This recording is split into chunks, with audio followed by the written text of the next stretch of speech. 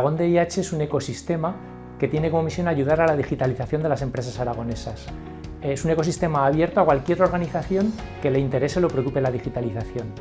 El objetivo es que cualquiera de estas organizaciones, independientemente de su tamaño o de su sector, pueda conocer y aprovechar las oportunidades que ofrece la digitalización. Permite que las empresas aragonesas dispongan de una ventanilla única que les ofrece servicios de formación, asesoría tecnológica, de desarrollo de negocio, de búsqueda de financiación y pone a su disposición infraestructuras y recursos que les permiten testear las soluciones digitales antes de implementarlas y de invertir en ellas. El Aragón DIH pone a disposición de las empresas, sobre todo pymes y micropymes, recursos y servicios que les permiten ayudar a que su digitalización sea más fácil y por tanto a ser más competitivas.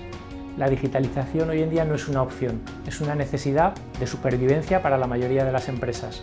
La digitalización les va a ayudar a mejorar su competitividad. Como agencia de desarrollo, uno de los objetivos del Instituto Aragonés de Fomento es favorecer el desarrollo socioeconómico de Aragón. La digitalización es una herramienta para la consecución de este objetivo. Entonces, como promotores del Instituto del Aragón DIH, junto con Innova y la Universidad de Zaragoza, nosotros impulsamos y apoyamos todas las actuaciones del Aragón DIH. Nuestro papel se centra sobre todo en los servicios de formación, de desarrollo de negocio, de búsqueda de financiación y en los servicios de difusión y generación de networking. Digitaliza tu empresa, mejora tu competitividad.